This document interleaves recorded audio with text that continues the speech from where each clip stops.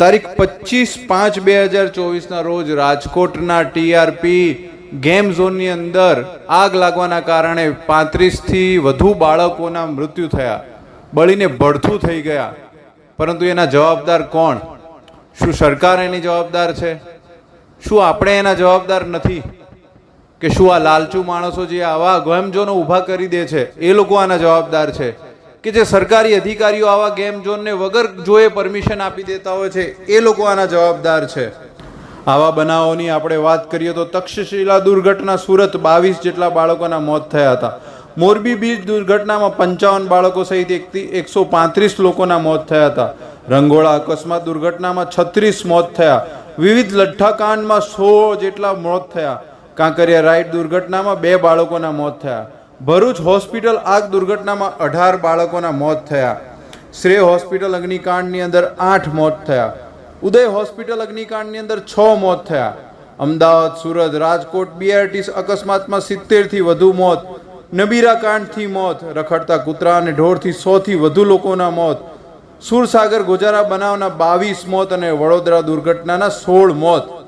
Overload બેફામ ગતિ વાહન દુર્ઘટનામાં મોત તો જુદા, આવો તો કેટલાય દુઃખદ બનાવો, છતાંય કોઈ બોધપાઠ લેવાને બદલે શૂની માનસિકતાવાળા વાતાવરણમાં ગુજરાતની જનતાએ રજ ઉઠીને મોતના આંકડાનો સરવાળો કરવાનો અને દુષ્ટ રાજોને કોઈ પણ ચરમબંધીને છોડવામાં નહીં આવે એવી વાતો કર્યા કરે તેમાં રાજી રહેવું. તારીખ 6/3/2018 રોજ રંગોળા ભાવનગર હાઈવે ઉપર જાન ભરીને જતા કાળમુખા ટ્રકને અકસ્માત નડ્યો, જેમાં 30 લોકોના મૃત્યુ થયા. જવાબદાર કોણ? તારીખ 24/5/2024 રોજ સુરત તક્ષશિલામાં આગ લાગવાના બનાવમાં બાળકોના ભૂલકાઓ બળીને ખાક થઈ ગયા. જવાબદાર કોણ? તારીખ 30 ઓક્ટોબર 2022 રોજ મોરબી મચ્છુ નદી પર રાહદારી ઝૂલતો તૂટી પડતા માનવજીવ બેરહેમીથી હોમાઈ ગયા. જવાબદાર કોણ? તારીખ 18/1/2024 રોજ વડોદરા હરણી તળાવમાં ડૂબી જવાથી બાળકોના બેરહેમીથી મૃત્યુ થયા. જવાબદાર કોણ? હું સરકારને નહીં પણ આમ જનતાને પૂછવા માંગુ છું કે આવી બધી ઘટના ઘટે છે. જવાબદાર આરોપી પૈસા, પાવર કે રાજકારણના જોરથી થોડા ટાઈમમાં કાં તો સેશન્સ કોર્ટમાં, કાં તો હાઈકોર્ટમાં, કાં તો સુપ્રીમ કોર્ટથી જામીન ઉપર છૂટી જ જાય છે. લોકો આવી ઘટનાને વધુમાં વધુ 5 દિવસમાં ભૂલી જાય છે. ફરી કોઈ આવી નવી ઘટના બને ત્યારે બધું યાદ આવે છે, ફરીથી 5 દિવસમાં બધું ભૂલાઈ જાય છે. જવાબદાર વ્યક્તિ ઉપર ખાલી ને ખાલી વાતોના પોટલા જ કાર્યવાહીની વાતો થતી હોય છે. માનવ જિંદગીની કોઈ કિંમત નથી રહી. દિન પ્રતિદિન ક્રાઇમ રેટ વધે છે ને લોકો ખાલી જોઈ રહ્યા છે. 2 દિવસ સ્ટેટસમાં રાખીને ભૂલી જાય છે ને પછી લોકો ઘરેથી માનવ જિંદગીનો ભોગ લેવાઈ જાય છે. તેની ખોટ ક્યારેય નહીં ભૂલાય. એ પોતાના મા બાપ જે લોકો બાળકોને આ રીતે ખોઈ બેસે છે, બાળકોને જ પોતાના ખોઈ ગયેલા બાળકોની વેલ્યુની સમજ હોય છે. રાજકોટના ટીઆરપી ગેમ ઝોનની વાત કરીએ તો પ્લાસ્ટિક, એક હલકા પ્લાસ્ટિકની અંદર જે ગેમ ઝોન બનાવવામાં આવે છે એ રીતનો ગેમ અને લોખંડના આખા સ્ટ્રક્ચરથી બનાવેલી ગેમ ઝોનની અંદર 1500 લીટરથી વધુનું પેટ્રોલ અને ડીઝલનો જથ્થો ત્યાં આગળ એકઠો કરવામાં આવ્યો હતો. 99 રૂપિયાની ટિકિટની લાલચમાં પોતાના માતા પિતાઓ પોતાના બાળકને આવી જગ્યાઓમાં લઈને આવી જતા હોય છે જ્યાં આગળ આગ લાગી ત્યારે નીકળવાનો રસ્તો પણ 8 ફૂટ જેટલો સાંકડો રસ્તો હતો, જ્યાં આગળ બહાર નીકળવાની કોઈ જગ્યાઓ નહોતી. ગુજરાતની અંદર આવા કેટલાય ગેમ ઝોન આવેલા છે જેની અંદર સેમ પરિસ્થિતિ છે. જોવા જઈએ તો દરેક ગેમ ઝોનની અંદર હલકું પ્લાસ્ટિક, ત્યાંથી નીકળીને આગ લાગી જાય તો ત્યાંથી નીકળીને બહાર નીકળવાના કોઈ રસ્તાઓ નથી હોતા. એક્ઝિટ ડોર પણ તરત ખુલતો નહીં હોતો, એવી પણ સમસ્યાઓ સામે આવી છે. કેટલાય લોકોએ આને લૂંટવાનો પ્રયત્ન કર્યો છે. ગેમ ઝોનના માલિકો પોતાના પૈસાની લાલચની અંદર લૂંટી રહ્યા છે લોકોને. હલકી ગુણવત્તાના રાઇડ્સો બનાવીને ત્યાં આગળ જ્યારે આગ લાગે ત્યારે બચવાના કોઈ રસ્તા નથી હોતા, છતાં પણ સરકારી તંત્ર કંઈ પણ જોયા જાણ્યા વગર આવા ગેમ ઝોનોને પરમિશન આપી દેતી હોય છે. રાજકોટની અંદર આ કાંડ સર્જાયો. કેટલાય નાના ભૂલકાઓ જે આગળ ત્યાં હસી મજાક કરવા માટે, રમત રમવા માટે ગયા હતા તેવા લોકો આગની અંદર ભૂંજાઈને ભડથું થઈ ગયા. અમે લોકોએ જ્યારે એના ફોટોગ્રાફ સોશિયલ મીડિયાની અંદર જોયા ત્યારે અમારું હૃદય દ્રવી ઉઠ્યું કે આની અંદર એ લોકોની ઓળખ કરવી પણ મુશ્કેલ છે. ડીએનએ ટેસ્ટ કરાવવા પડી રહ્યા છે. પોતાના વાલ સોયા બાળકોને ઓળખવા પણ મુશ્કેલ થઈ રહ્યા છે. મા બાપની પરિસ્થિતિ આપણે નહીં વિચારી શકીએ.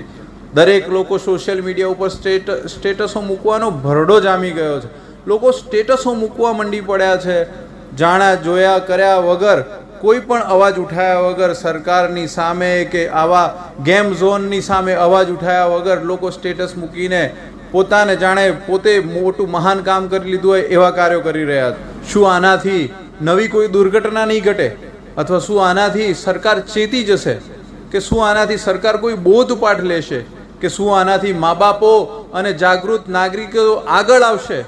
શું આનાથી અવાજ ફરીવાર બુલંદ થશે? ના, એવું કશું જ નહીં થાય. 5-10 દિવસ સુધીમાં લોકો સ્ટેટસ મૂકશે, સાંત્વના આપશે, શ્રદ્ધાંજલિ કાર્યક્રમો કરશે અને પછી ભૂલી જશે. ફરી 1-2 વર્ષ બાદ ફરી એ જ કાંડ, આવા જ કાંડ કોઈ એક અન્ય શહેરમાં સર્જાશે અને એ જ સરકાર આવા બાળકોને, આવા જે લોકો આનો ભોગ બન્યા હશે એવા લોકોને સહાય આપવાનો એક ગેરવ્યાજબી વલણ અપનાવીને શાંતિનું સંદેશો આપી દેશે. આપણે કઈ તરફ જઈ રહ્યા છીએ? જે જૂની સંસ્કૃતિ હતી એને ભૂલીને નવી સંસ્કૃતિની દોડમાં, લોકોની દેખાદેખીની દોડમાં આપણે આપણા વહાલસોયા બાળકોને ખોઈ રહ્યા છીએ. ભીડભાડવાળી જગ્યાઓમાં આવા લોકમેળાઓની બદલે આવા ગેમ ઝોનોની અંદર આપણે આપણા બાળકોને લઈ જઈને પૈસાનું પાણીની સાથે સાથે જીવ પણ ગુમાવી રહ્યા છે, જેની કોઈ કિંમત જ નથી. શું આનાથી આપણા બાળકો પાછા આવી જવાના છે? શું હજુ પણ વધુ બાળકોનો ભોગ લેવાશે? સરકાર કોઈ ઠોસ પગલાં લેશે કે બસ કોઈ સવાલો કરતા અકળાઈ જશે?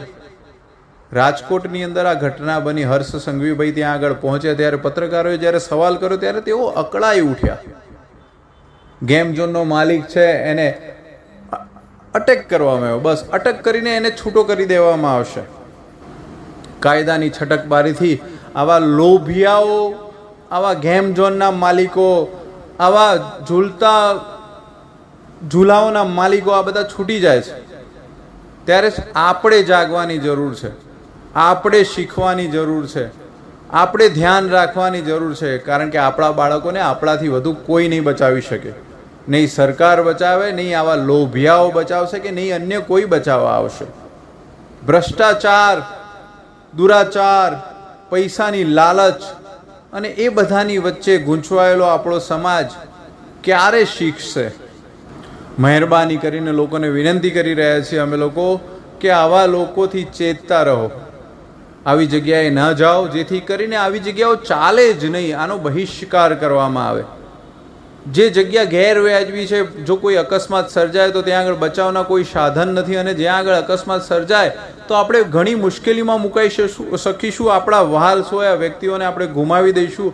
એવા સંજોગોમાં એવી જગ્યાઓનો બહિષ્કાર કરવો જોઈએ, આવી જગ્યાએ જવાનું ટાળવું જોઈએ. જો આવી જગ્યાની મોહમાયા અને લાલચ જવાની જગ્યાઓનું છોડી દઈશું તો ઓટોમેટિક આવી જગ્યાઓ બંધ થવા મળશે. આપણે આને છોડી દેવું પડશે, આને મૂકી દેવું પડશે. આવા લોકોને કમાણીના સાધનો બંધ થાય એ જ યોગ્ય છે.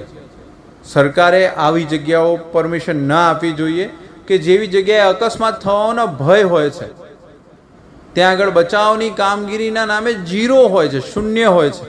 કશી જ બચાવની કામગીરી ત્યાં આગળ થતી નથી હોતી. આ અગ્નિકાંડ એટલો ભયંકર હતો કે જેની અંદર 34 બાળકો બળીને ભડથું થઈ ગયા. જે લોકોએ જોયા હોય એમને ખ્યાલ હશે, એના ફોટોગ્રાફ, એના વિડીયોઝ જોયા હોય એને ખ્યાલ આવશે કે આ કેટલો ભયંકર અકસ્માત હતો. પોતાના વાલસોયા બાળકને આંખો એક છેલ્લી નજરથી જોઈ પણ શકાય નહીં એવી પરિસ્થિતિ ત્યાં આગળ હતી. એવી કરુણ ઘટના હતી ત્યાં આગળ. ક્યારે શીખશું? બસ એક જ વિનંતી કરું છું કે આવી જગ્યાઓનો બહિષ્કાર કરો. આપના નહીં તો કોઈકના બાળકોને બચાવવા માટે આવી જગ્યાઓનો બહિષ્કાર કરવામાં આવે. આવી જગ્યાઓને ટાળી દો, આવી જગ્યાને બ્લેક લિસ્ટમાં મૂકી દો, જેથી કરીને આવી જગ્યાએ કોઈ જશે નહીં તો ઓટોમેટિક આવા લોકો બંધ થઈ જશે. માફ કરજો વધુ બોલાઈ ગયું હોય તો, પણ બાળકો જ્યાં આગળ જેને પોતાના વહાલસોયા બાળકોને છોડ્યા છે એમની પરિસ્થિતિ હું, તમે અને કોઈ નહીં સમજી શકે. એ મા બાપ જ સમજી શકશે, નહીં સરકાર સમજી શકે, નહીં કોઈ મંત્રી સમજી શકે, નહીં સ્ટેટસ મૂકવાવાળા વ્યક્તિઓ સમજી શકે. અંતે એટલી જ વિનંતી, ભગવાન આ 34 બાળકોને એમની આત્માને શાંતિ આપે અને ફરીવાર આવો ના બનાવ બને